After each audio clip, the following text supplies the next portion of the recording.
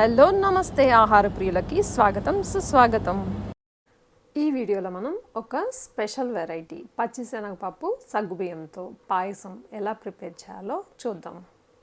Rayalaseema side ఇది చాలా famous పాయసం, బేళ్ల పాయసం అని కూడా అంటారు. బేళ్ల పాయసం, శనగబెడల పాయసం, పప్పుల పాయసం, ఇలా దీనికి చాలా పేర్లే ఉన్నాయి. పేర్లకు తగ్గట్టుగానే పాయసం చాలా టేస్టీగా ఉంటుంది.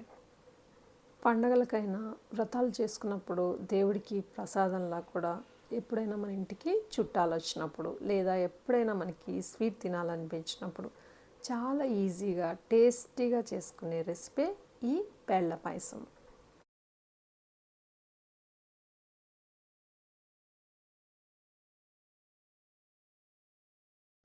పాయసం ప్రిపరేషన్కి 1 కప్పు నిండా పచ్చిశనగపప్పు, 1 కప్పు సగ్గుబియ్యం కూడా తీసుకున్నాను. పచ్చిశనగపప్పు నానబెట్టాల్సిన అవసరం కూడా లేదు, అప్పటికప్పుడు ప్రిపేర్ చేసేసుకోవచ్చు ఈ పాయసం. ఒక కుక్కర్లోకి 1 కప్పు నిండా శనగపప్పు తీసుకుని వాటర్తో కడిగి 1 కప్పు శనగపప్పుకి 2 కప్స్ వాటర్ యాడ్ చేసి 3 విజిల్స్ రానివ్వాలి.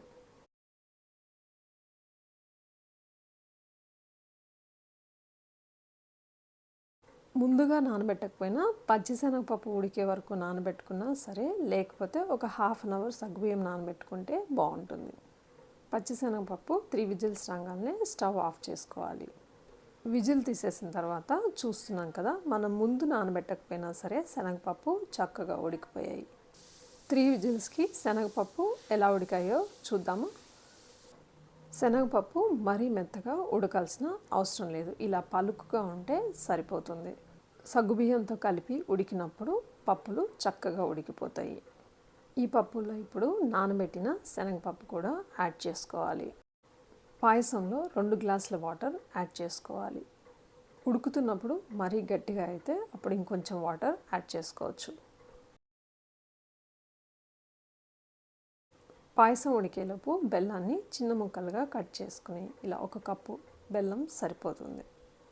పాయసం ప్రిపరేషన్లో మరో ఇంగ్రీడియంట్ బియ్యం పిండి ఒక 2 స్పూన్లు యాడ్ చేసుకోవాలి. బియ్యం పిండి డైరెక్ట్గా పాయసంలో వేయకుండా కొంచెం వాటర్తో కలిపి పేస్ట్ లాగా పాయసంలోకి యాడ్ చేసుకోవాలి. పిండిని ఉండలు లేకుండా కొంచెం పల్చగా కలుపుకోవాలి.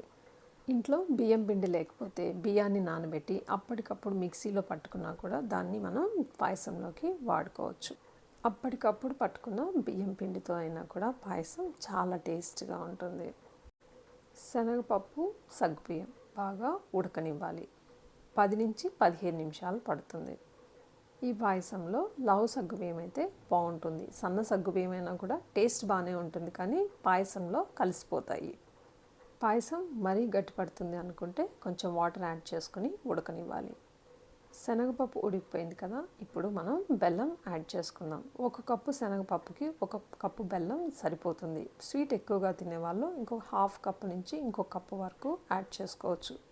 ఎక్కువ బెల్లం తినేవాళ్ళు 1 కప్పు బెల్లం యాడ్ చేసిన తర్వాత టేస్ట్ చూసుకొని ఎంత కావాలంటే అంత సరిపడా బెల్లం యాడ్ చేసుకోవాలి. పాయసానికి మరింత టేస్ట్ ఈ డ్రై ఫ్రూట్స్తోనే. జీడిపప్పు, కిస్మిస్, పచ్చి కొబ్బరితో పాయసం చాలా టేస్ట్గా ఉంటుంది. ఒక బౌల్ని స్టవ్ మీద ఉంచి మీడియం ఫ్లేమ్లో ఒక 2 స్పూన్స్ నెయ్యి వేసి డ్రై ఫ్రూట్స్ని ఫ్రై చేసుకోవాలి. పచ్చి కొబ్బరి వేపుకోవడానికి టైం ఎక్కువ పడుతుంది కాబట్టి ఫస్ట్ మనం పచ్చి కొబ్బరిని ఫ్రై చేసుకుందాం. పాయసం బెల్లంతో ఒక 5 మినిట్స్ ఉడకబెడితే సరిపోతుంది. ఇప్పుడు బియ్యం పిండి కలిపి పెట్టుకున్నాం కదా, అది కూడా పాయసంలో యాడ్ చేసి కలుపుకొని ఉడకనివ్వాలి. కొబ్బరి ముక్కలు వేగిపోయాయి కదా, ఇప్పుడు జీడిపప్పును కూడా యాడ్ చేసి ఫ్రై చేసుకోవాలి.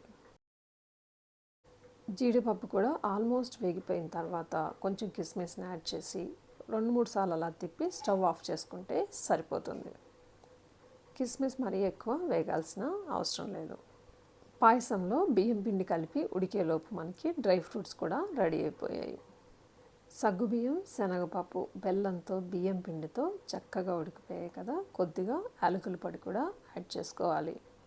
యాలకుల పొడి లేకపోతే ఒక 4 యాలకులు కొట్టి యాడ్ చేసుకోవాలి.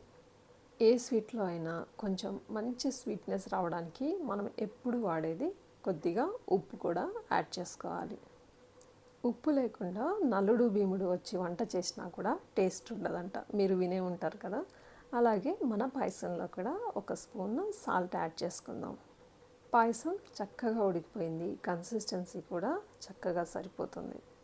పాయసం ఉడికిపోయింది కదా, స్టవ్ ఆఫ్ చేసుకుని కొంచెం సేపు ఉన్న తర్వాత ఒక 2 కప్పులు కాచిన పాలు యాడ్ చేసుకోవాలి.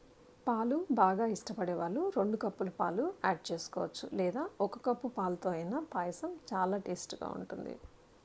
పాలు ఇష్టం లేని వాళ్ళు లేదా పాలని అవాయిడ్ చేయాలనుకుంటే పాలు లేకుండా కూడా పాయసం చాలా టేస్ట్గా ఉంటుంది. ఒక కన్సిస్టెన్సీ చెక్ చేసుకొని కొద్దిగా వాటర్ యాడ్ చేసుకుంటే పాలు పోయకపోయినా సరిపోతుంది. పాయసంలో డ్రై ఫ్రూట్స్ యాడ్ చేసుకొని సర్వ్ చేసుకోవడమే. మన పాయసం రెడీ అయిపోయింది. బేళ్ళ పాయసంలోకి నెయ్యి కూడా చాలా బాగుంటుంది. సో పాయసం పైన ఒక 2 స్పూన్లు నెయ్యి వేసుకుంటే తినేటప్పుడు మంచి ఫ్లేవర్తో పాయసం చాలా టేస్ట్గా ఉంటుంది.